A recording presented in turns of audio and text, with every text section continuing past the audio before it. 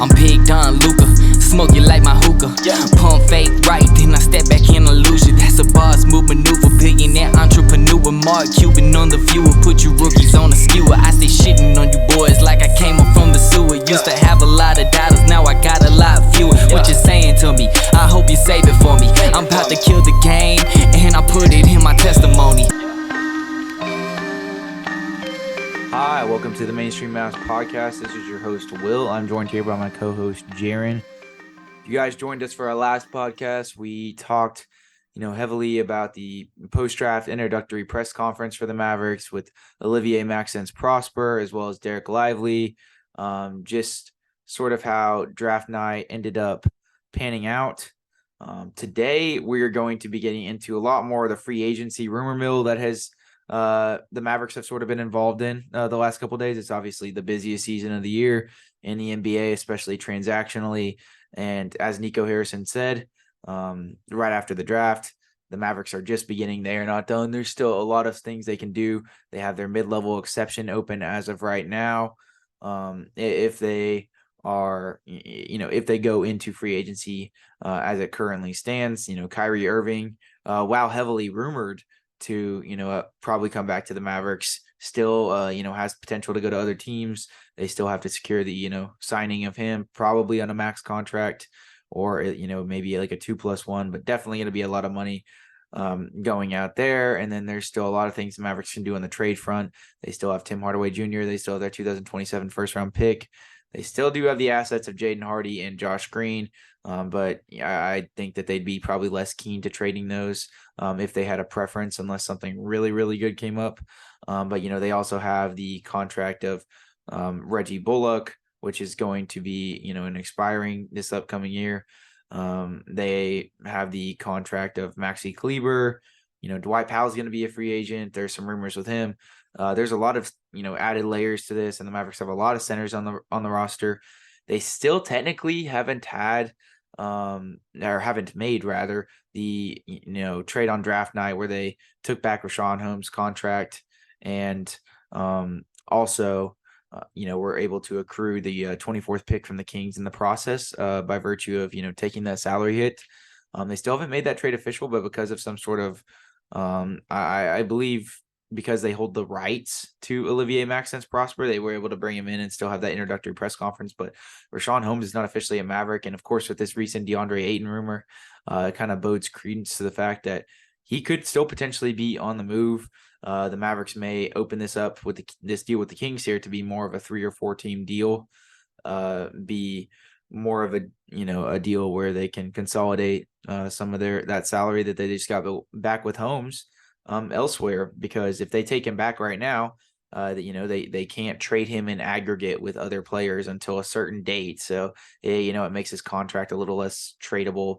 You just kind of have $12 million of raw salary, I believe it is, after his trade kicker or something like that. The Kings are paying the trade kicker, but it's on Mavericks salary cap sheet. So I believe it's valued at about 12.4 his contract right now for this upcoming season. So they would have to trade him solo until I believe a certain date. I can't remember if that's sometime next season or over the off season, just kind of depending on where they got him. But that would definitely hinder some of the moves they could make in the time being. So that's obviously an interesting dynamic that we'll go over. And of course, the DeAndre Ayton saga.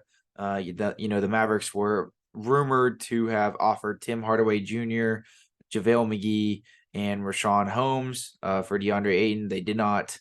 Or Mark Stein, rather, who reported this earlier today on June 27th, as we're speaking here.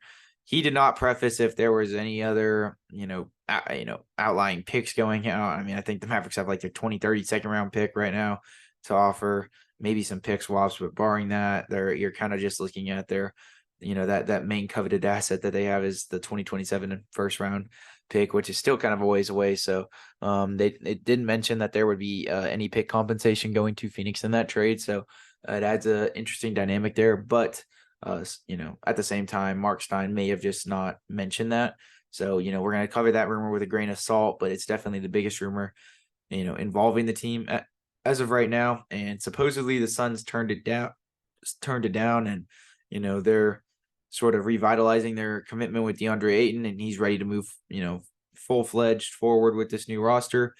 But around this time of year, there's a lot of smoke screens. There's a lot of power plays trying to, jack guys' value up to be what it's not. And, after DeAndre Ayton has kind of struggled in the playoffs the last 2 years, and been a really good regular season player, but had these sort of dry spells where certain aspects of his offensive and defensive game completely leave him.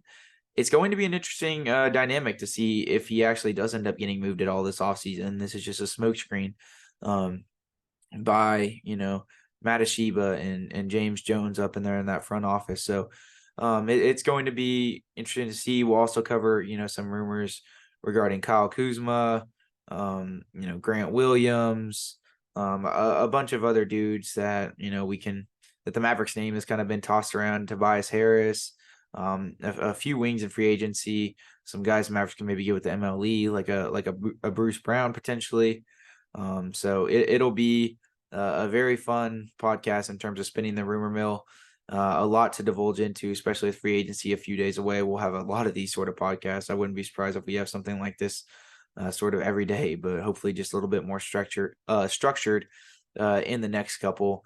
This one's just sort of an update of sorts, especially with the draft coinciding with free agency. It's been really hectic in terms of the content we've been trying to get out the last few days, but still definitely feel poised and good about it for sure, especially even with this one, even though it's a little bit more, unscripted and what have you. But before we get into it and talk about all these fun and exciting rumors, here's an ad from our sponsor, Spotify for Podcasters.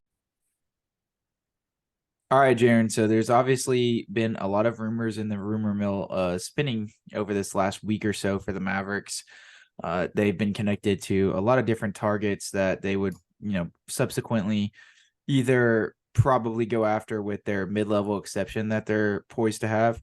And there's a few guys that have been sort of tossed around in trades. I guess we'll just start by asking, what is your favorite name on, this sort of, not, I guess, list, but that's been kind of tossed around in the rumor mill the last 2 weeks in terms of their fit with the Mavericks, not just from a, on-court perspective, but, as well as how the financial aspect and, if it's a trade, how much outgoing value there is as well. Who would you probably say is your favorite name amongst all these guys? Yeah, I mean, I think that to me, there's only one obvious answer. I know I haven't voiced like my favorite guys outside of the Mavericks a whole lot on this podcast, but one of those guys to me is Bruce Brown, and always has been for the last 3 or 4 years, I would say.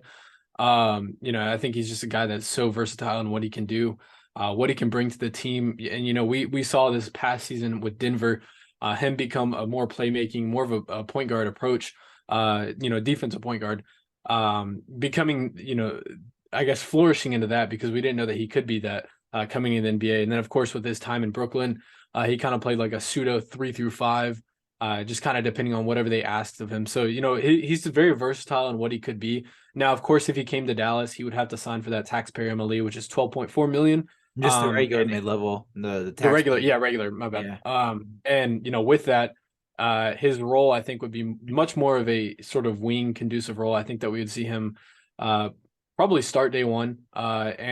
Obviously, I think that he would be sort of our 3 guy behind Luka and behind Kyrie.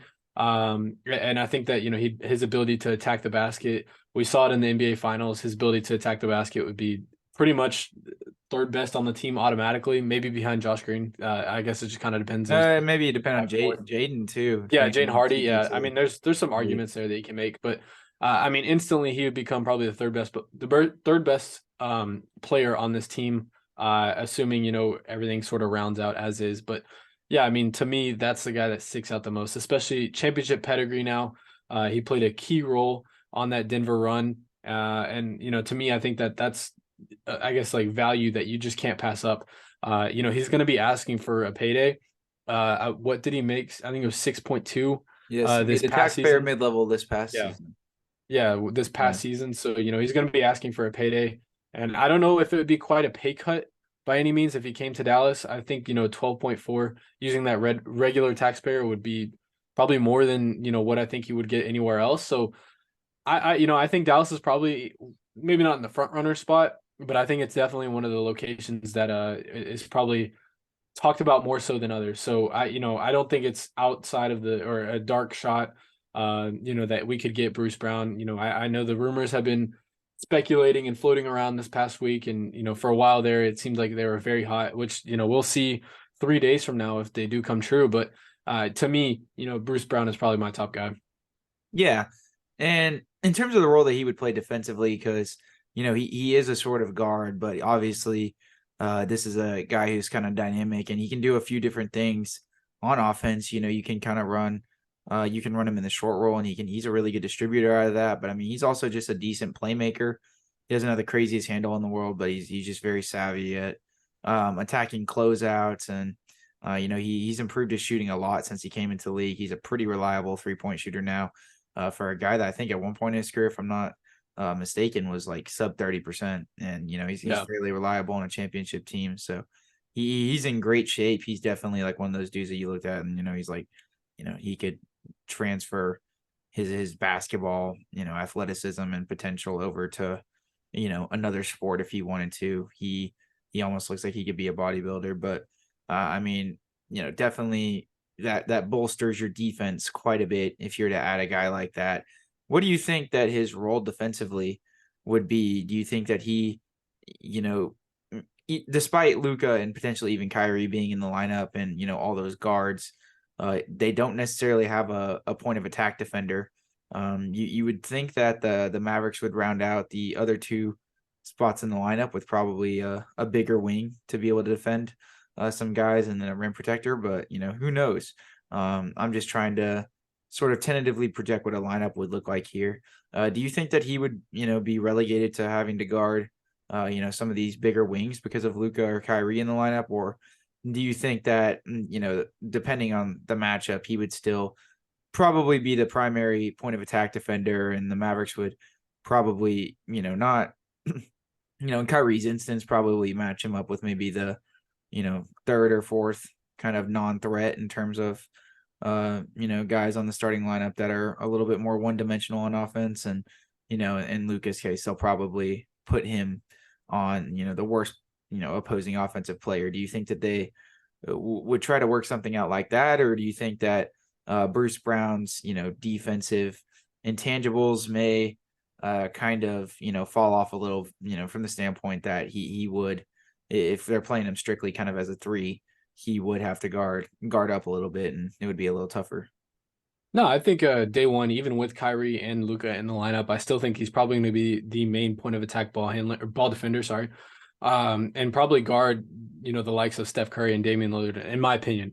I think that would move Kyrie to more of a 2 guy, not offensively, of course, but, defensively. And then, of course, that moves Luka interchangeable, probably with the 3 or 4, just depending on the matchup. And I think that probably on paper looks best to me. I think if we get Bruce Brown, he's probably automatically the best defender on this team. Not saying, Josh Green or any of those guys are bad defenders by any means, but I think that instantly moves Josh Green to the bench and probably Bruce Brown starting. So that's why, I think, day one, he'd come in, be the main ball handler or be the main ball defender. And guard, those top guys who mainly, dribble the ball the most. So, I think it would be a little weird because I know Kyrie throughout his career has always been that. I don't think he's really ever had to be that sort of off guy. Maybe a few times. Boston for sure. Boston, yeah. I was like maybe in Boston. Marcus Smart.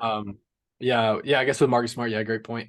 But yeah, I mean, outside of that, I don't really think that Kyrie's had to do that a whole lot in his career. So I think it'd be a little weird. I mean, Kyrie played with Bruce Brown, but I mean, he was in very young. Role was a little different. Yeah. I was in Brooklyn, but as much. Yeah, I mean, I just think it would be interesting. But yeah, I think Bruce Brown would probably become the main point of attack ball defender, and that would instantly vault Kyrie to the 2, and hypothetically Luka to the 3. Yeah, no, I would tend to agree with you. So that's why I would shoot down some of the worries if anybody, was hesitant about trying to add him to the roster because of, his height or, him not being as long or rangy as some of these other wings. I mean, he would definitely step in, provide a new sense of tertiary ball handling to where I think the Mavericks would officially probably not need ball handling on the roster. I mean, he's a pretty solid playmaker, especially, you know, out of double teams, out of the short roll. A great ball mover. He would definitely bolster this team in many ways, in a lot of areas that they need. The only issue with him is maybe that he's not the biggest need compared to some of these other guys. They feel, I would say, a higher position of need, but I do think that in terms of the, you know, championship pedigree, you know, the defensive intangibles and just how good he is, for all the guys that are projected in that mid-level range, he's definitely probably at the top, probably like one of my favorite, if not my favorite guy that I would like the Mavericks to go after. Now, that being said, obviously these are all rumors, so we kind of got to take them with a grain of salt. We don't know what Bruce Brown's actually going to get on the open market, especially with the, you know, the CBA rising. You know, contracts are going to continue to and continue to get even bigger, especially with these TV deals and what have you.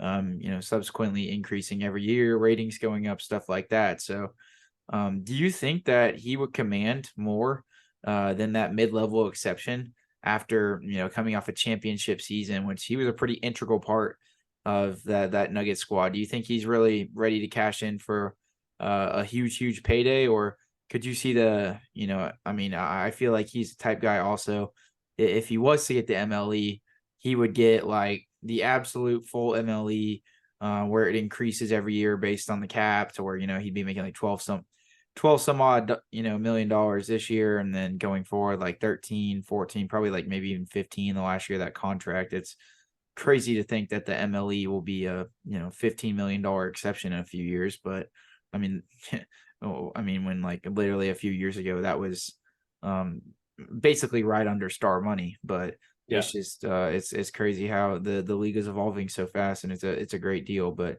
you know, sorry to get off topic, but I mean, do you think that he would command more money than the Mavericks could offer, or do you think in a sort of weaker free agency class where there aren't as many buyers maybe as usual, that he would be a guy that maybe slipped through the cracks and didn't get as big of a contract as some people may think, or do you just think that he's not even worth more than the MLE? Yeah, I mean, absolutely. I think he probably falls under the category of, you know, probably getting a payday. I mean, he's 26 at this point. You know, I don't know how much better he can get throughout his career. And again, you know, we say that not say that every year about him, but we've said that before about him. And, you know, he progresses. Honestly, A didn't know lot he was that quicker than young. we I think. thought he was a little older, to be honest. No, yeah, he's 26. I think he was drafted in 2018, if I believe, or if I'm correct. But yeah, I mean, getting back to the point, you know, I think he probably falls under the category of getting a bigger payday. I'm not opposed to the sort of ascending contract with that taxpayer sort of The you know, regular 12 to mid-level. 13. Yeah, like I'm not opposed to that. But you know, I still think you know, he's probably going to get worth a payday. I don't really think he falls through the cracks. I don't think he really you know, gets what he got last year, I guess, if that makes any sense. You know, last year I think he probably fell through the cracks. I think he got that 6.2 or whatever it was, like I said. And you know, I don't see that happening this year. I think he's probably going to be one of the more sought out sort of free agents in this, you know, sort of weak class. Although it's becoming quite strong through the days, although it is more of a trade heavy sort of news or rumor mill, I guess I should say. But yeah, you know, I think, you know, he's probably going to be one of the very few guys that highlights a pretty weak free agency class, in my opinion. So I think that he's going to get quite a big payday. And yeah, I mean, as you keep saying, with the mid-level exception, I think he'll probably get quite a bit of money with that. Yeah, so you do think that he is going to go with what the Mavericks can offer, is what I'm essentially asking, or do you think that I think he's going to command more money? Yeah, as long as that contract's ascending, and you know, I could see him warranting more. I just don't know what team has that. I mean, that's a contending, and maybe not contending team, but that's a playoff worthy team. I really don't see a whole lot of teams that have that. Right. Sacramento, maybe. I mean, obviously, like the Houstons, the Detroits, the San Antonios. It would be interesting to see if he, you know, if they want to get a guy that's coming off a championship, one of those younger rosters, to sort of spearhead their organization, and from a leadership perspective, you know, just kind of in the locker room and stuff. He's a good guy for that, and it would be interesting to see if, you know, one of those younger franchises that's, been tanking for a couple years and is kind of dead in the water, wants to bring in a sort of championship pedigree a little bit and is willing to overpay. And, maybe it's just such an egregious amount of money for Bruce Brown. Like, say like somebody comes in, offers him anywhere really in the range of 17 to 20 million, which I could see him getting at the very high end of things. I could definitely see him saying to himself that, he's in the midst of probably the best payday he might get in his career. He's 26. He's got to cash in, even if it's, a sort of a drastic shakeup from, winning a championship in Denver. So it'll be interesting. I think a lot of it's just going to depend on what he's prioritizing as well. But if I had to guess, I'd honestly say the most likely outcome, just given that, they literally just won a championship and the post parade and everything is probably going to be for him to re-sign with Denver, if I had to guess. I just don't know if Denver has the money to. I mean, all signs, I guess, national media wise are pointing towards him leaving. But I mean, again, he could, I guess, pull not a reverse Uno because he did say he was going to come back. But I mean, he could sort of defy the eyes of national media and come back on that sort of smaller deal, I guess it would be.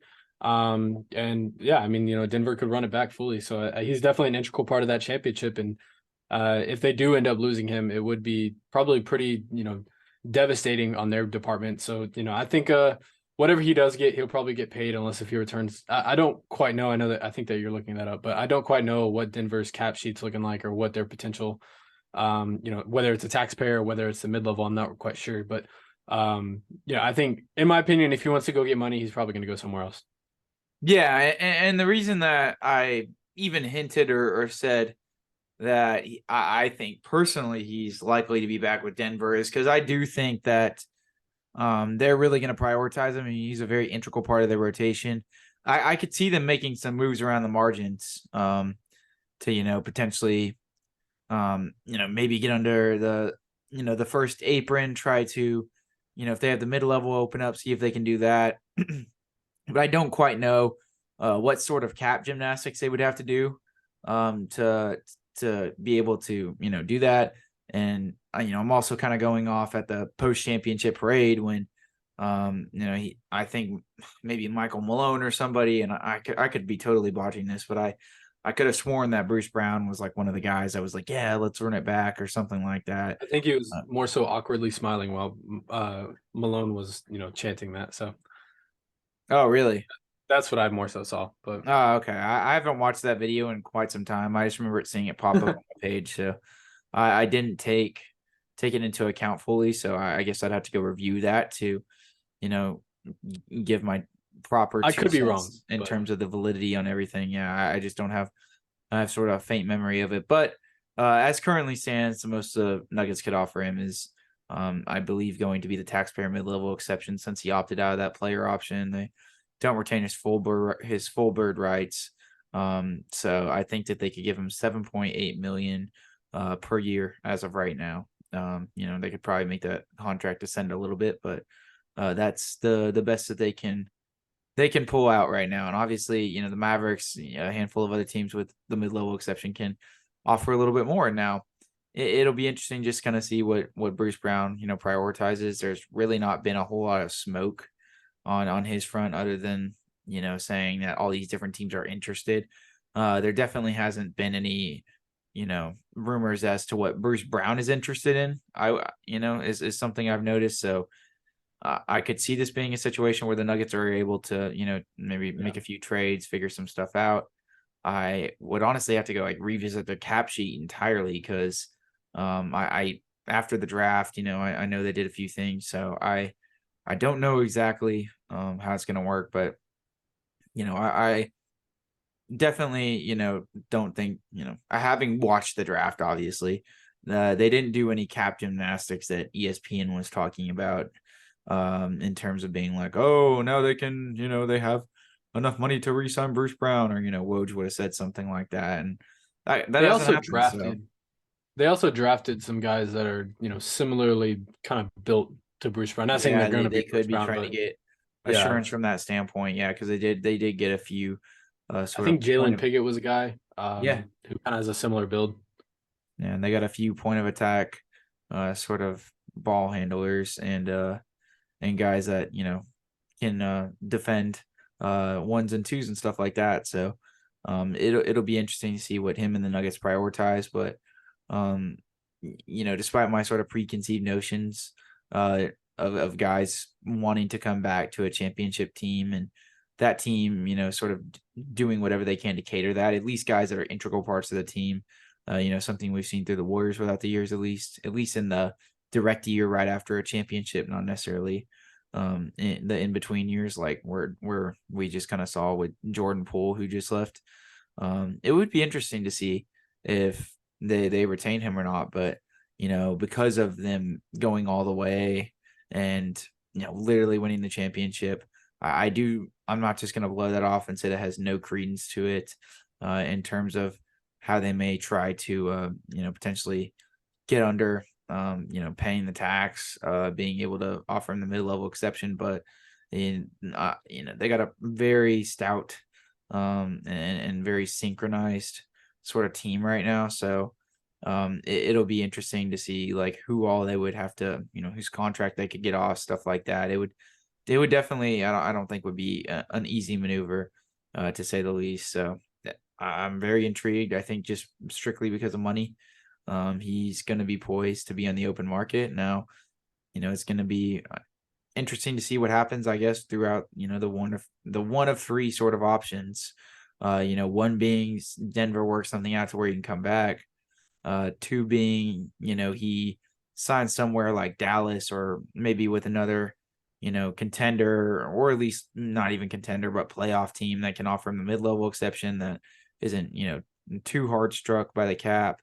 Or, lastly, he goes and takes more money from a bad team, but, gets the ultimate payday of his career. So I would obviously love him in Dallas for all the reasons we listed, but it's only time will tell, of course, just like all these guys. Jaren, who else has been kind of in the rumor mill with the Mavericks, of course, associated with the Mavericks specifically over the last maybe 72 hours to the last week? That you sort of highly covet and you think would be a good fit on this team. And obviously there's been kind of a lot of stuff spinning around. If you can try to recite the report or who reported this interest, just for a credibility aspect. The Bruce Brown rumor, if I remember correctly, may have come from Mark Stein, if not maybe Stein. Maybe another guy at The Athletic, but it was essentially just saying the Mavericks had interest in him. It wasn't saying anything crazy. But yeah, what other guys, what other reports do you have for us? Yeah, I mean, of course, the obvious Grant Williams. This seems like it's kind of fizzled out. But Grant Williams, of course, sticks out to me. DeAndre Ayton, that was kind of a whole sort of debacle over the last 2 days. We'll see if anything. I think it's still. I mean, it's been kind of the talking point of Mavericks Twitter today. Absolutely, yeah. Over the last 2 days, it definitely has, and it's probably going to trickle into tomorrow, and maybe even through the 30th. I don't quite remember. I think it was ESPN who kind of laid out the trade package of JaVale McGee, Tim Hardaway Jr., and Rashawn Holmes. It was Mark Stein that officially reported that the Mavericks. Oh, it was Mark Stein. Okay, yeah. So I think half these are Mark Stein and Jake Fisher. I think that half these are, because I feel like Grant Williams is Jake Fisher. I could be wrong, but I think half of these sort of rumors are probably under those two guys. But yeah, I mean, you have that. Of course, DeAndre Ayton, as I just mentioned, as you said, by Mark Stein or per Mark Stein. There's a couple that are kind of slipping out right now, but just more notable, maybe not trade assets, but more notable free agencies. Harrison Barnes, I actually have no idea who reported that. I don't know if you know who that was. I know that might be even more of a fan sort of thing. No, I know it wasn't as credible of a reporter. I want to say like it might have been some guy over at the Ringer or the Athletic, but yes, that is a rumor that had resurfaced that the Mavericks would have potential interest in a sort of reunion with Harrison Barnes. So yeah, absolutely. And then more so recently today, Norman Powell not becoming available, but available via trade. And again, I think that this one was strictly more Twitter sphere, more fan sphere. I think that's kind of what there was nothing linking him to Dallas. Yeah, it was more just saying that he could. Yeah, he was available to be dealt. Yeah. Yeah. So, outside of that, I don't Tobias really. Harris. Yeah, I guess Tobias Harris. Yeah, that was one that was, for about 4 hours. I think the Mavs did throw out a package. I think that was Mark Stein that reported that, if I'm not wrong. No, I didn't know that. Did he talk about the construct of the package? I don't believe I ever heard I any don't. sort of proposed deal on that. I might be blanking on it. There's just so many. I won't lie. This is like the first year in Mavs history, not literally, but this is like the first time in a very long time that the Mavs have been linked to so many sort of rumors. They've been And some making of a them lot of you have different things alluded to. public, which Yeah, either sort of gives me the inclination that these could be a bunch of different smoke screens they're trying to sort of throw out here. And only one of them happens, or they just do something else entirely, yeah, or they actually are operating under a new sort of light in this front office where they act like a normal team and they're not and they're not sort of being held back with chains and threatened of their job security if any of them leak any news to the media, because I knew for a long time Mark Cuban definitely kind of had a zero tolerance policy for that the news leaks. getting leaked as Yeah, frequently as it would until something actually happened. So yeah, maybe he's adopted a new sort of policy there, just given that the NBA is becoming so modernized and literally everybody's rumors are out there. But yeah, I mean it's definitely weird. I would say from a Mavericks fan perspective to have all these different rumors, so many in fact that you can't even really necessarily get a good read on what the franchise is going to do this summer. Maybe like some other summers. yeah, absolutely. And I mean, just to throw out one other name that I know that actually has been, or I guess like some real smoke too, is Dylan Brooks. So, Oh I yes, I mean, completely forgot about yeah, that. yeah, I that mean, one I just thought about. So yeah, I don't know who reported that one though. no, yeah, I can't, I don't even know if I mentioned it in the intro or not, but Dylan Brooks, obviously Bruce Brown, Grant Williams, those are definitely the three sort of mid-level exception kind of tier guys, and then outside of that, Tobias and of course DeAndre Ayton, those would obviously have to be things that are worked out sort of through a trade. Yeah, And oh, I mean you can add Harrison Barnes, of course, the mid-level exception guys too. um he obviously cashed in with the Mavericks a few summers ago, as well as recently with the Kings, but just given his age and stuff, not that he's past his prime, but he's definitely, trickling. I believe he's on the wrong side of 30 now, and Yeah, he's 30 or he's 31, I only believe. got maybe like 2 more years of really good Harrison Barnes, maybe 2-3 more years before he could potentially start fizzling out. So I could definitely see him only commanding mid-level exception money. So that's going to be an interesting situation to monitor as well. But outside of that, other guys that we really haven't talked about, the Mavericks haven't been linked to, would probably either have to just be something that happens via trade or via sign and trade, or even with a straight up level free, a straight free agent level signing. But seeing if there's even other guys that are going to become available that you can't really even pencil in to re-sign in this free agent class that the Mavericks can afford, that also kind of fit a positional need, is kind of a tough ask. And we'll Yeah, definitely go through a whole free agency big board before everything starts. Probably do that podcast either in the next day or two, and really dive into the intricacies of every little thing. But for now, just on the sort of basis that we're operating under, just looking at all these different rumors, it's really hard to diagnose and sort of prospect other guys that haven't even really been linked to the Mavericks. But we will definitely open up the toolbox a little bit more in the next podcast with some of the stuff we talk about. um we can talk about the other guys, of course, and how they'd fit with the Mavericks, all the guys that we sort of talked about, that could potentially be fits with that mid-level exception that the Mavericks have valued at about I believe $12.4 million. yeah, 12.4. So we can get into those, but first, let's hash out what the people want to hear. We can touch a little bit on the Tobias Harris fit aspect, but there wasn't any reported structurized deal between the Mavericks or Philly, or any rumors that they were actually talking. I just know the Mavericks had interest in him. So we can, talk about his fit a little bit, but the big dog of the day is DeAndre Ayton. That's who, everybody's been coveting ever since Mark Stein reported that a couple days ago. The Mavericks tried to, I believe, open this thing up to a 3-team deal between them, the Sacramento Kings, and the Phoenix Suns. Now, of course, the sort of construct of this deal, would be,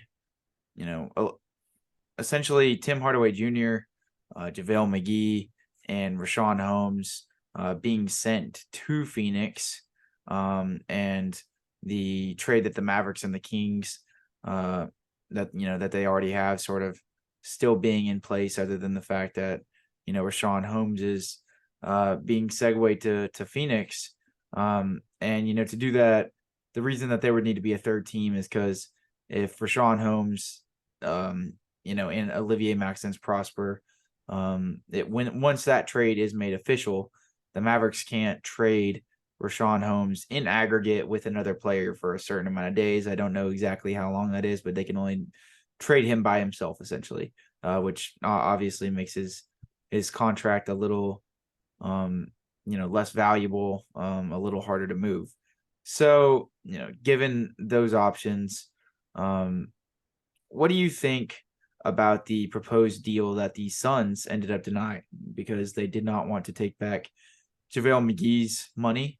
Per Mark Stein, that was the reason that talks sort of fell apart, and then they, subsequently then shortly thereafter kind of recommitted to DeAndre Ayton. They've recommitted to DeAndre Ayton a few times, it seems almost, but apparently this one's going to be the one that does it. So we'll see. Even though he looks perpetually unhappy in Phoenix. But is there a pathway to where the Mavericks could still work things out? And as Mark Stein mentioned, there still is potential for talks to resurface, even though they haven't yet.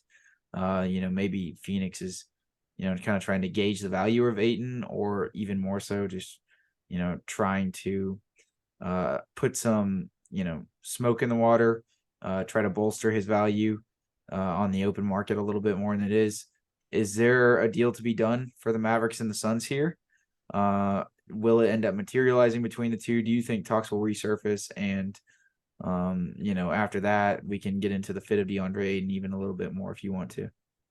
Yeah, I mean, I think that there's still the potential to for a deal to get done, a very intricate deal to be noted.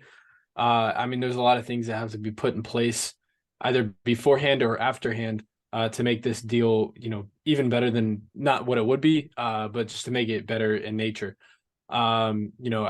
Firstly, I do know that if the Mavericks, I know that the Suns didn't want JaVale, and in doing so, if the Mavericks didn't offer JaVale, there'd have to be some very, I guess, intricate contract workarounds with JaVale and or Reggie Bullock to kind of have I'm trying to like piece this together because there's a lot of pieces. The wherewithal.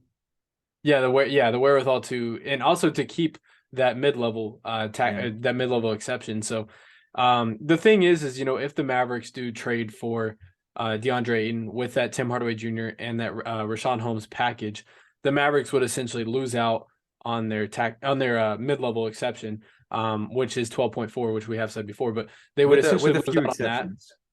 Yeah, and then they would have two exceptions in place. No, I was gonna not like that. I would say with a few exceptions, they could still retain the mid-level. Yeah, and that's what I was trying to piece it together. This is very hard to, because there's so many things that have to go right or have to happen for that to happen. I can explain it for you, a little bit. Yeah, you go right ahead because this is a lot. So okay, yeah, because I just read the CBA Mavs article, Mavs Moneyball, that a lot of you guys have probably seen about how this situation would potentially end up going, and if DeAndre Ayton was to be, traded to the Dallas Mavericks, be the starting center come media day, and all the glory with it, it obviously is going to take its fair share of complications under the basis of the Suns not wanting to take back JaVale McGee, right? And there's a couple different ways the Mavericks could do this deal. I think probably, ironically, adding a fourth team into a trade is never easy. But this might be the easiest way maybe in terms of how the Mavericks are viewing things, to kind of get things done here. And that would be to add a fourth team to that deal. Now, I don't know what would have to go to that fourth team. If they'd be shedding salary, it would probably, add another layer of complexity to the trade. I don't know if the Mavericks would have to give up something else. It would be an interesting dynamic. But if somehow another team was willing to jump in, maybe take back a salary or, take back a pick or absorb obviously JaVale McGee, that is essentially what they would be doing. But I'm more so, talking about what they would also be benefiting from. I don't really know in that instance. If a fourth team were to hop in and take back JaVale McGee and the Mavericks didn't take on any additional incoming salary, they could still facilitate that deal and have full use of their mid-level exception, right? If the Mavericks, were to opt for the Richaun Holmes, Tim Hardaway Jr. deal and they concede, they say, all right, Phoenix, Matt Sheba, we're not going to include JaVale in the deal. This is the construct of the deal. No picks, though. This is what it is. At that point, it becomes a lot more complex in terms of being able to still get the Mavericks, use of that mid-level exception. You also have to start taking into account the biannual exception. Now, depending on where the Mavericks end up, landing with their cap space in regards to Kyrie signing a max contract or signing slightly under the max, they could have full use of their full biannual exception as well as their, full mid-level exception, something that they have not had since, I believe, the 2020 offseason, if I'm not mistaken, or would it be the 2021 offseason? I believe it would be the 2021 offseason because that's when they used the full mid-level exception on Reggie Bullock. I was just getting the years mixed up, but so I guess it only has been 1 year, but it definitely feels like the years that they've even had the leniency to operate with that has been few and far between, despite their main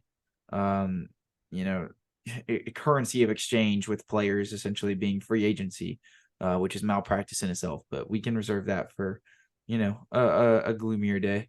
So essentially, though, to get back on track, the Mavericks would have to stretch and waive one of JaVale McGee or Reggie Bullock to be able to open up the room to access even part of their biannual exception, but more importantly, the full mid-level exception. And Kyrie would definitely have to take a slight pay cut for the Mavericks to be able to access the mid-level exception as well as any part of the biannual exception in both of those instances if the Mavericks were to stretch and waive one of Reggie Bullock or JaVale McGee. Now, it does sound very complex, but essentially, if the Mavericks didn't give up JaVale McGee in the trade, they would need to stretch and waive one of JaVale McGee or Reggie Bullock, and then Kyrie would need to take a little bit of a pay cut. Now barring that, there are some, other intricacies and in situations that, they can maybe pull off. And there's certain situations where they could get the mid-level, but not the biannual.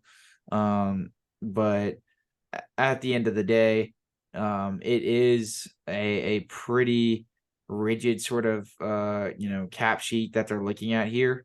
And, stretching and waiving a guys as easy as it seems to, be on paper, that is money that you do have to commit to over multiple years that sometimes can kind of be a pain in the ass.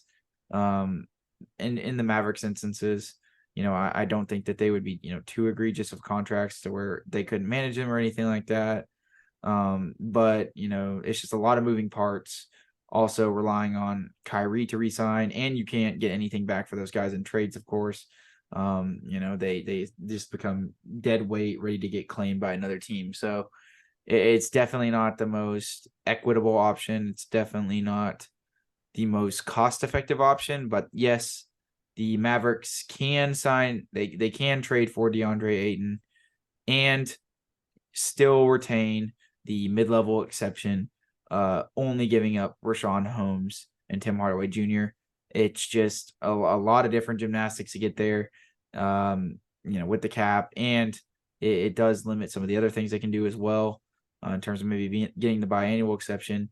And, seeing Kyrie take a pay cut would be fairly shocking. And I think the Mavericks are poised to offer him the max, but that's going to be a conversation for honestly another podcast that we'll have probably in the next day or two. So given all of that, Jaren, given just how I think volatile the sort of prospect of even adding DeAndre Ayton is, based, simply off his inconsistency in his career. There's been times where he looks like one of the best starting centers in the league, times where he looks like, he can't even play in a playoff series. Do you think that under what circumstances do you think the Mavericks should make the proposed deal that fell apart, according to Mark Stein? Under which circumstances should they maybe take a step back and, just wait for a better time or kind of remove themselves from the situation, in your opinion? Yeah, I mean, I think that to me, I just don't think right now is the right time because, again, you're going to have to make all these sort of gymnastic type moves to have that, that mid-level exception still available to you. And I think that mid-level is very coveted with this Dallas Mavericks team right now. I think that they're looking, to use that on quite a bit of guys or, on one guy in particular. So, yeah, I mean, getting that trade, of course, cuts that out pretty much, not entirely, but, you'd have to do some pretty, some pretty creative things to get that deal done. But yeah, I mean, to me, I think that this is a deal that will probably get resurfaced, probably, after this offseason, well into next season. I could see it getting resurfaced then. And especially if Aiden kind of improves his value around the league. And, he's much more of a regular season guy than he is a playoff guy. We've seen that multiple times throughout his career. So, I don't think that there's any debate there. But yeah, I mean, to me, I'm not comfortable making that trade now, especially after, hearing all of that sort of gymnastic type moves that would have to be made in order to make more roster moves, essentially, for this Mavericks team. So, I'm not opposed to it by any means, because I think that if you can get those deals done and you can, for the right asking price, of course, get DeAndre Ayton, I'm not opposed to it at all. I think that he would, of course, come and start day one. I think that we'll probably get into fit a little bit more as we kind of talk about this, but yeah, he would, of course. I just think it's more of the intricacies of working around that roster. How can you fill in the wing depth, things like that, the bigger questions, or I guess not bigger questions, but more of the filling in the sort of, smaller spots. If you do get Ayton, those are going to be bigger questions than what they would be right now, because right now, you can get two different guys or you can get one guy. And that not alleviates the problem, but that definitely, at a surface level, or not even at a surface level, I don't think, but just, on paper, it makes it look better. And, I think that might be more worth, especially this offseason. But yeah, I mean, I wouldn't be opposed to them either resurfacing these trade conversations next season, or for the right asking price, of course, pulling the trigger on that. So, getting into fit a little bit, how, in your opinion, how would DeAndre Ayton fit, especially with Derek Lively, his new addition, and, the Mavericks, if they did pull this trade right now, let's say they pull it off tomorrow or whatever, how would you think that the roster would be built after that? And, role conducive, how do you think that he would play with Luka and, pretty much being that starting five? Well, I mean, first I do want to preface that, if the Mavericks are able to, resurface conversations with Phoenix and do the aforementioned trade with JaVale McGee, included, to where they would still, comfortably, retain their mid-level exception, I would be a lot more keen to it, because I just think it's a lot of value to not take a chance on in a guy like Ayton. And look, DeAndre Ayton has, definitely been the epitome of inconsistency over the last few years. Like you alluded to, great stretches during the regular season, a guy that drops off during playoff time, but, every once in a while he shows these flashes, stuff like that. But, he obviously has the athletic toolbox, the size, lateral quickness, and the potential to be one of the best centers in the NBA. Performed pretty well in that 2021 NBA Finals against the Bucks. There's a lot of promise with a guy like this. And, you do see a lot of other situations across the league where, there's sort of been an older center there to kind of bring a younger guy up to speed. Now, maybe that older center sort of has his, spot in the rotation penciled in, and the younger guy taking over, that'll essentially be kind of conducive to, if he's able to get better than the older guy, kind of like if you look at a situation with like Okongwu and Capella, that something like that is kind of interesting. But personally, I mean, I think it's a little bit more of a dynamic situation with Ayton. I think he is like 24.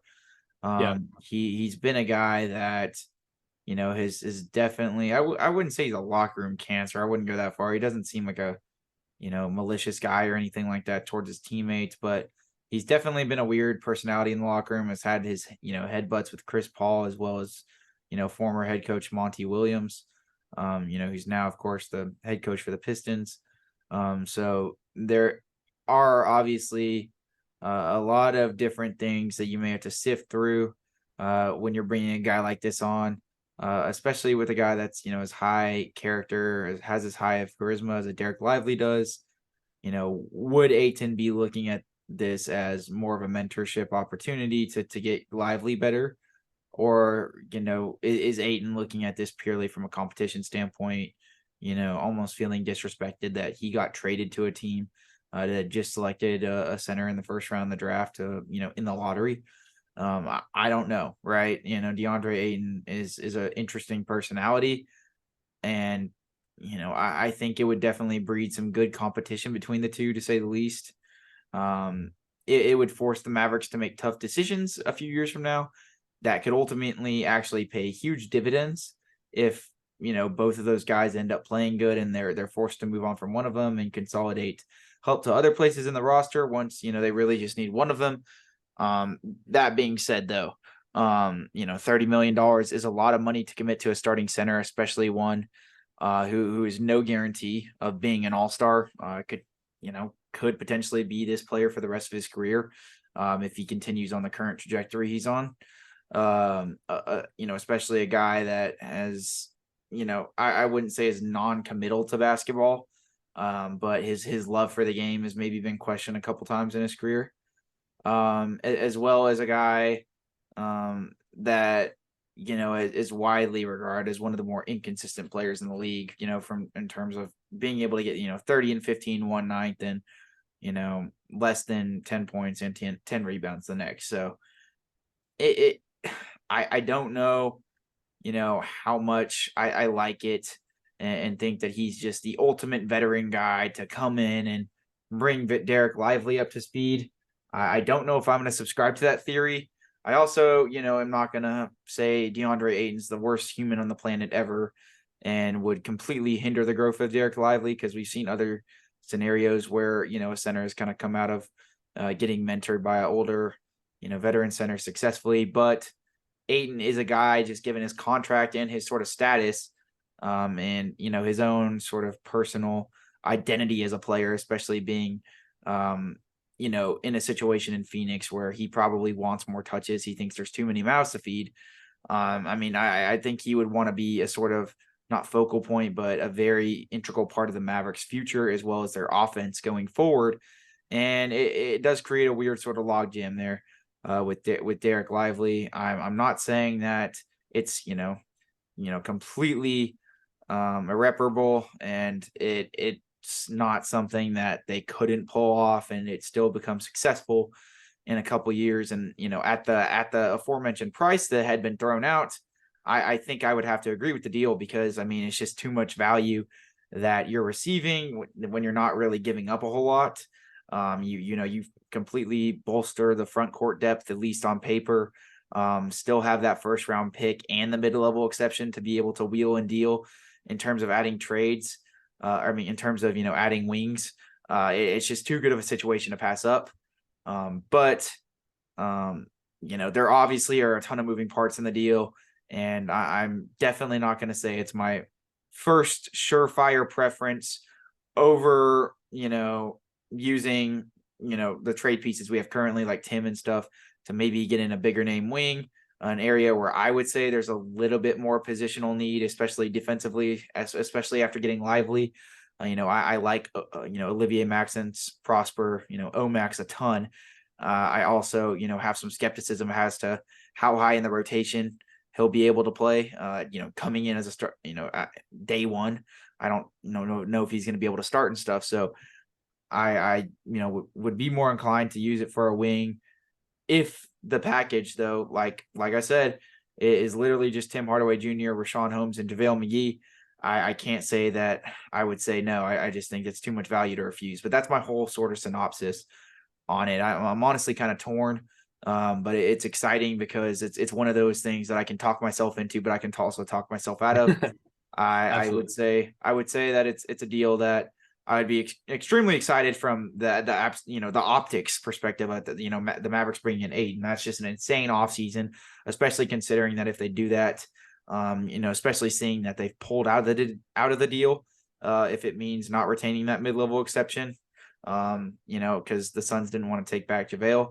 It seems like that seems to be their sort of directional path right now, which I do appreciate.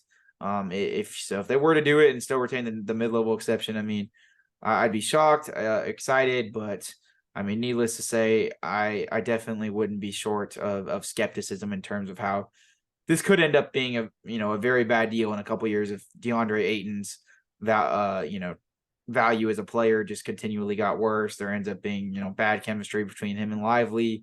He becomes a huge negative $30 million asset on your books. So I'm not saying that, like I said, that it's the worst thing ever, but there's a lot of risk involving it, to say the least. Yeah, absolutely. And I don't mean to, veer from this conversation, but as we were speaking, No way. Jeff Skin Wade went to Twitter and posted 4 for 160 with a watch next to it. Now, Mavs Twitter is going pretty crazy right now, only because there's only one guy that can sign for that much, and that being Kyrie Irving. And if he were to sign for that, that'd be, of course, $40 million annually. And if that did happen, I think that would free up a lot more things. Now, well, yes, to keep it more to dive into the cap logistics specifically, but that indeed would probably allow. Yeah, it would free up a lot more things. It would allow the ability probably for them to trade Rashawn Holmes as well as Tim Hardaway Jr. and I believe still keep the mid-level exception if they were to trade for Ayton. Exactly. If it's only 40 a year, so that's interesting. I don't. Yeah, I was about to say. I was like, I don't want this podcast to become that now, but just saying that did just happen, and if that did become true, like you said, that trade essentially would become a lot better. I don't know how legit that is because Skin's been wrong in the past. He's been right in the past, but I'll say as much as that having ran the numbers a little bit in terms of what Kyrie may make, that is not nowhere close to his full max, and his full max. He would be getting almost $60 million a year in his last year of his contract, about $59 million. So that's very intriguing because that, not just gives them leniency, in this current year with the maybe the Ayton situation, some other trades they could potentially pull off, but leniency for increased leniency where they'll probably be a little bit more limited in cap space going forward the next couple of years, if that were to be the case. But that's very interesting that you pulled it out. Absolutely. Yeah. I think that, if Kyrie were to sign for that 4 for 160 number, that's not reported, of course. It's not like, I don't know how much legitimacy is, in that sort of tweet. But if that number were to be true, I would be definitely much more inclined to do that. Tim Hardaway Jr., Rashawn Holmes, straight up for DeAndre Ayton, because, again, there is more flexibility there. And yes, DeAndre Ayton is still on that egregious $30 million contract, or could be egregious $30 million contract. But you still have you still have the mid-level exception. And I don't know the exact ramifications, but they might still have the full biannual exception too in that instance. Yeah, as long as with that. Yeah, because you're saving over 10 million or 15 million of what even CBA Mavs in his article, he didn't have any sort of scenario where Kyrie took a strict kind of pay cut like that, which I don't think that he would. But again, if he had a little pay cut where he'd maybe take anything from 42 to 44, but 40 million, he didn't have penciled in. So that would be an interesting thing to cover. Skin Wade's obviously a guy that's plugged in with the Mavericks, but It is a free agency, pre-free agency rumbling or whatever you want to call it. So just take it with a grain of salt in terms of how much that actually is, slated to come into fruition. If it does come into fruition, and then we find out that the holdup on the Ayton deal was JaVale McGee, and the Mavericks still would have had all their space and everything, and they don't really do anything else that would have been better, then I'll probably raise some hell about it. But if they can find a better outlet to improving the team, or they even end up doing the Ayton thing, and that's the case, and I mean, obviously no ill will from that standpoint. But do you have any other lasting Ayton thoughts? Maybe just if you want to talk about the potential of it or anything. The floor is yours. Yeah, I mean, outside of there's really no thoughts that I think I'd have left. But I mean, again, he adds to what is sort of becoming a young core. And I mean, adds not necessarily asset availability, but again, a young guy you can plug in. Of course, he'd be a starter day one. And yeah, I mean, fit aside, I think that he would probably be pretty decent for us. I think that, in his career, he probably is very warranted and very needed of a change of scenery, especially after last year's sort of saga. I think that's something that he definitely wants. And, if it were to be in Dallas, so be it. Again, for the right price, and if everything were to work out right, I still there does need to be moves needed, or moves to be needed around that wing spot and everything like that. So if everything were to work out like that, I wouldn't be opposed to it at all. So I guess that's probably a good segue point. Is there anyone else that you kind of want to highlight or talk about, role aside, or even contract or whatever it may be, that's sort of been rumored around the Mavericks and this sort of free agency or trade rumor mill? Yeah, I mean, I think next, we can talk about, former Maverick Harrison Barnes, of course. I do want to touch up on Ayton's, expected play style and role a little bit, just because we talked about the contract stuff for so long. But I'll just do a quick debrief. I mean, if he were to come to Dallas, he's the rim running, shot blocking 5 you want, who also adds another layer of, dynamism in the post, to where he can get some seal offs and, be an effective post player in the right position, even though I don't think the Mavericks would look for him to do that a whole lot in terms of self-creation of offense. But I think maybe a little bit more than he would have the opportunity to do in Phoenix for sure, just given how many mouths to feed there are over there. And also, he has a good jumper really from about 18 feet out, improving that throughout the course of his career could, it definitely change the trajectory of how good he can be. But he definitely could, if everything works out for Ayton, I mean, he can be a multiple time all-star, one of the best centers in the league that can do everything on both ends, essentially, maybe except shoot threes at the moment, and be a sort of mid-post passing threat in the same vein that, and honestly, the only, in the sort of unique vein that, Nikola Jokic is. There's not really any other centers in the league that can currently do that to the degree that he does it. Ayton could be a poor man's Embiid, I think, if everything were to fizzle out for him, is the best way I could put it. So, I mean, the reward aspect of that is huge, but, it's also gigantic risk. So that's my little rant in terms of how he'd play with the Mavericks. Moving on to another guy in Harrison Barnes that, of course, has spent time in Dallas. It's been no secret that him and the Mavs have obviously been intertwined before, kind of been interconnected even in the off seasons that have, happened since Harrison Barnes left. The Mavericks and him have always been circulating around at least some sort of micro news rumor. Now it seems, that there actually may be some credence. I believe it was also a Mark Stein rumor, if I'm not mistaken. He's been breaking all of these, Dallas native guy, now that he's not working for an actual company anymore, has a lot more time within his Substack to, focus on individual teams and really hash out all the news he can. It's a great subscription. If you guys get a chance and have the money, go get at him. But anyways, with Harrison Barnes, I mean, look, you get that bigger wing that can guard up. This is not the same scenario that we were looking at when Harrison Barnes was here. His first go around in Dallas. This is a guy that can guard 3s, 4s, sometimes even 2s comfortably. Is a guy that is very strong, a great veteran leader with championship experience. He can really guard 1 through 5 on a limited basis, if that makes sense. He can kind of, in some instances he can guard, 1s and 5s, but, probably not all too often. But I mean, he's that strong, big, non-one-dimensional wing scorer that you want, that's going to project great defensively. Jaren, real quick, as I keep talking, if you could go ahead and look up his age. I'm actually kind of intrigued to see where he's at from that perspective, because seeing how many good years he has left in the tank would definitely be a sort of drawing point for me, and is also part of the reason, like I said, why I think he'll end up only getting around mid-level exception money. Can maybe see him going for a little bit more than that, but as currently slated. How old is he, Jaren? He is 31, and he just turned 31 actually in May 30th. So okay, so that's not horrendous. Now, I mean, at his age, I definitely think he'd want something like the mid-level exception for 3.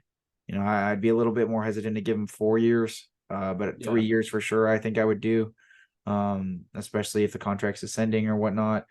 You get that perfect 3-and-D non-one-dimensional role player, and very high character guy, helps in the community a lot, very high charisma guy.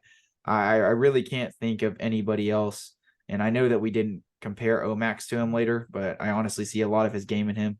I really don't know anybody else that would be a better mentor for Omax than a Harrison Barnes, at that wing position, being a bigger guy that can step in, knock down, threes at almost a 40% clip, defend the opposing team's best 3 or 4, and then, also, create off the dribble for himself in certain spots, get to post ups, attack off closeouts. I mean, it would be a perfect player for Dallas.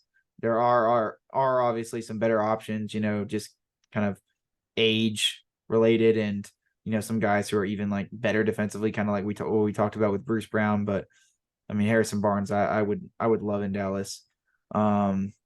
So in regards to Grant Williams, Jaren, he's obviously another sort of polarizing figure from the standpoint that he's been tossed around in rumors with the Mavericks, but also has seemingly kind of been removed. Mark Stein touched base, I believe, or it might not even have been him, it might have been somebody else. I'm bluffing at this point as to who the reporting was by.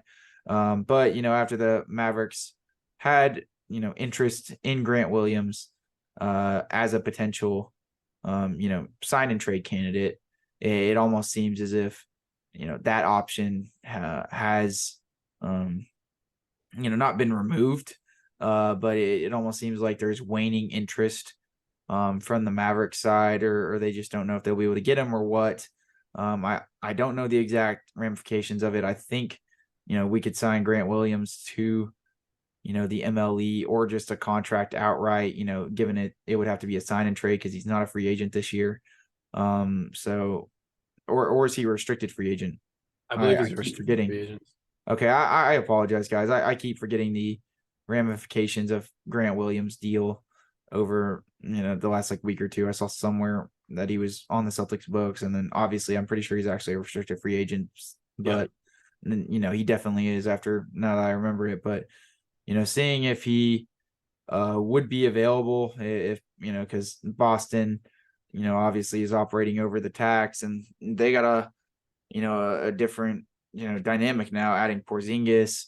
There's a sort of logjam up there if you're considering Grant Williams a front court player. He's a sort of mix between a wing and a front court player.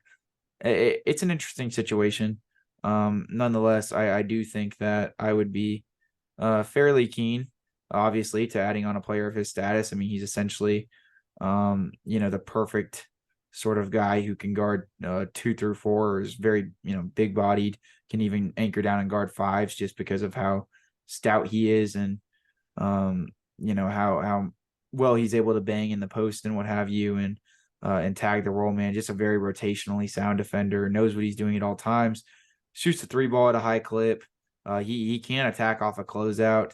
He's definitely not the most dynamic creator, but he can attack off a closeout and get hard and go hard to the basket. Use his size and physicality. He'd be a great addition for the Mavericks, almost filling 2 needs. He's a sort of pseudo big but can also play the wing, but he could play some small ball 5 minutes if need be because of his size. You know, I would love him, but if the interest is falling apart, it'll be an interesting situation to monitor if the Mavericks could even do anything on that front, in terms of prying him away in restricted free agency, or having to, try and facilitate a sign and trade with the Celtics. It would be interesting, but he's definitely a guy I'd hope the Mavericks have interest in. If something's fell apart for whatever reason, whether it's he's maybe poised to go back to Boston. I believe they can match obviously any offer sheet. So it's not like, it's more so their willingness to pay him versus their inability to pay him. Kind of like what we were talking about with Denver earlier. Like they're physically unable currently to pay Bruce Brown what he's going to command. Boston is not from that standpoint with Grant Williams, but it could severely handicap, some future ability, future cap leniency and, what some different things they can do. So they have some things to consider there. Overall, I'd love the fit, love the player. Just for whatever reason, I guess if the interest is waning or they don't know how real the hype train is in terms of Grant Williams actually considering Dallas, I guess we'll obviously just have to see what happens there. But me personally, I would love his fit, whether we signed and traded him, whether we were able to get him for the mid-level exception. However it ended up working out, I would definitely be in favor of him here.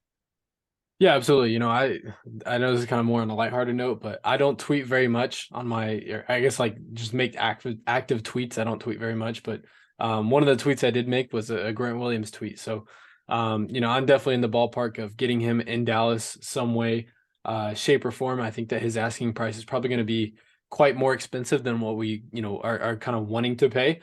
But look, he'd be a great player, a great addition, adds championship pedigree.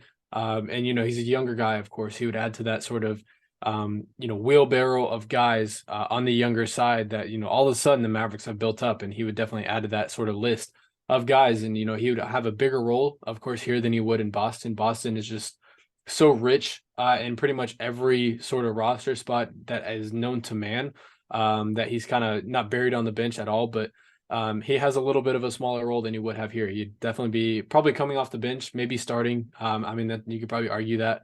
But look, the fit's pretty self-explanatory. He'd be a guy coming in and just, pretty much doing the things right that need to be right, that being defensively and, kind of just being a catch and shoot guy on three, which is what the Mavericks need. But definitely not opposed to that move, of course, for the right asking price. And to me, I think that he's probably one of the top guys that we could go get. And of course, if talks haven't fizzled out, I would love for the Mavericks to go get him personally. I think that I'm trying to think of any other guys that we are trying to talk about. I'm kind of blanking here. What other guys were available, or what other guys? Tobias Harris. Tobias Harris, yeah. And otherwise, I'm definitely blanking in terms of the other ones. I think Tobias Harris. I feel like that was pretty much about it. That's had some smoke to it.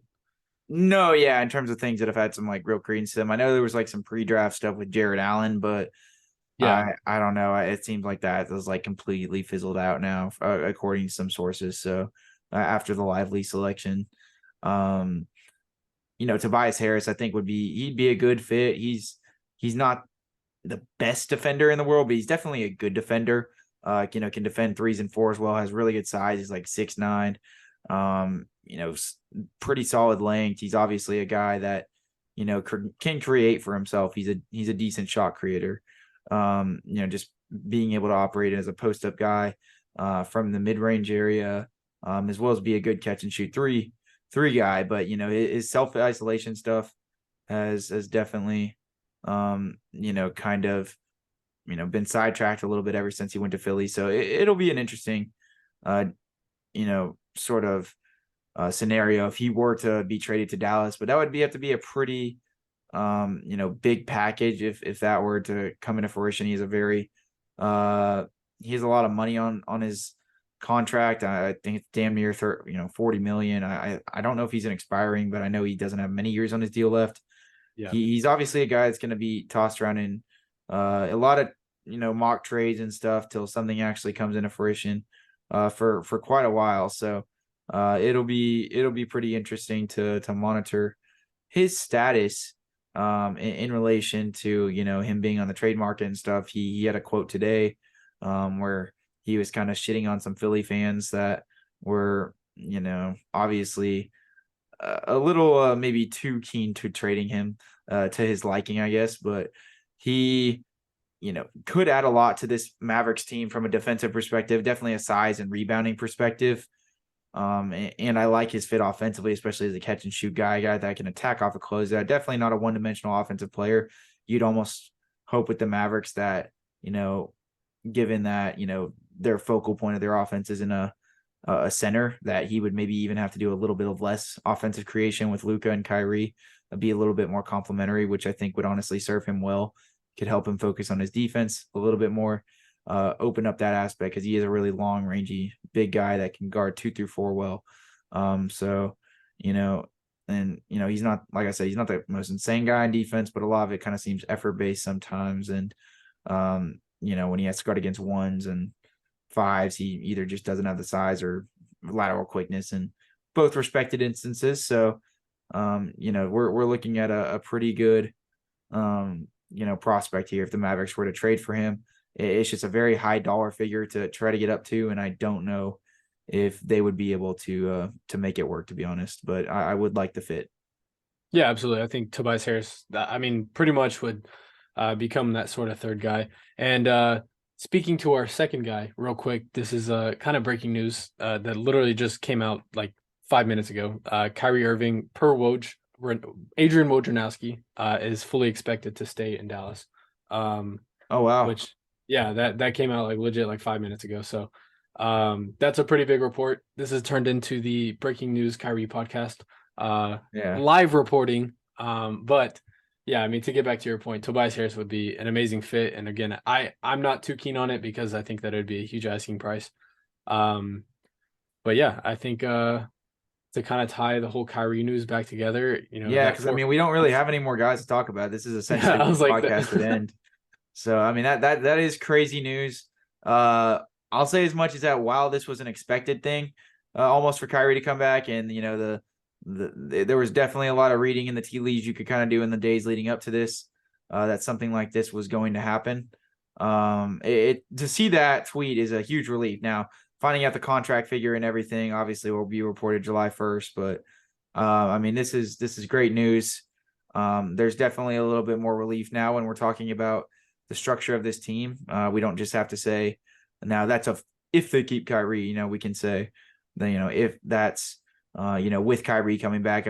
That's why we do this. This is, that confirms that the Mavericks, these moves that we're talking about right now even matter, essentially. Because if Kyrie were to not come back, then they honestly probably are not moving the needle too much for the Mavericks. But wow, that's funny for it to break at the end of the tail end of the pod.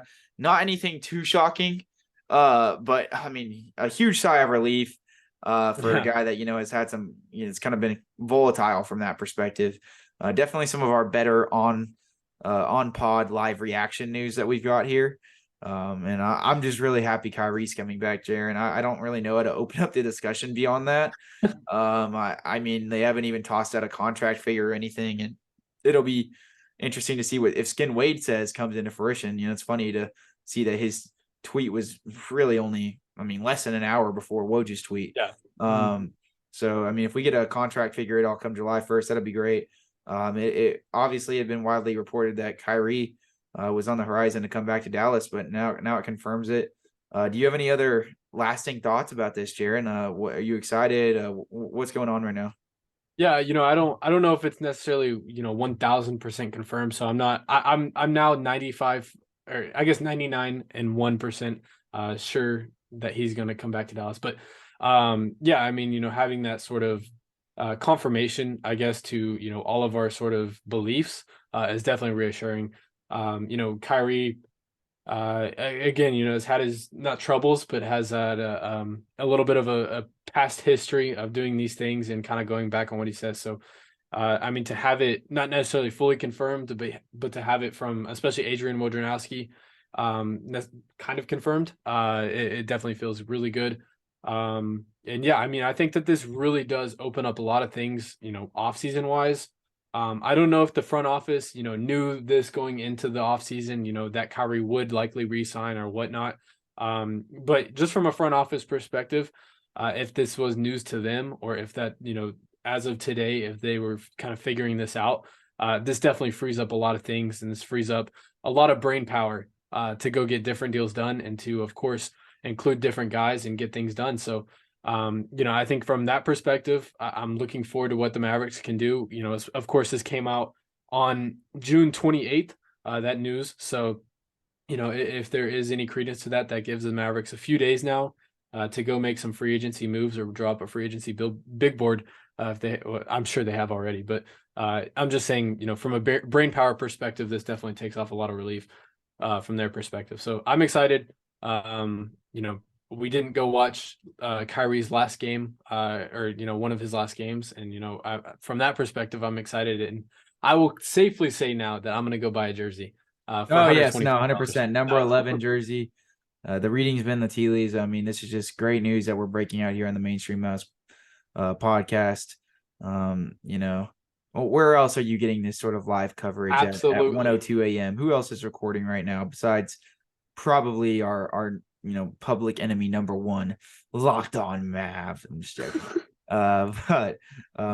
No, I mean, this is great for Kyrie to be back. This is all you could hope for. The rest of the offseason just needs the dominoes need to just start falling in place. Nico's got to continue to wheel and deal, continue to make these, jaw-stopping, exciting, but also, flexibility inclined moves. And as of right now, I'm not going to say that the ceiling is through the roof for the Mavericks team, but I mean, if they can add the right surrounding pieces with Kyrie coming back, we are definitively looking at a squad. Definitely, absolutely. And we can't say that about last year. So this is just a joyous occasion here on the Mainstream Mavs podcast. Definitely not as I wouldn't say I'm as jovial as draft night. That was all the moves that were being made in the live stream. That was crazy, but I think it's maybe just because Kyrie was kind of expected to come back. Yeah. But I mean, this is still great, and I'm really excited. I don't have much else other than that. I mean, we'll get into more like the contract stuff once that gets announced and everything.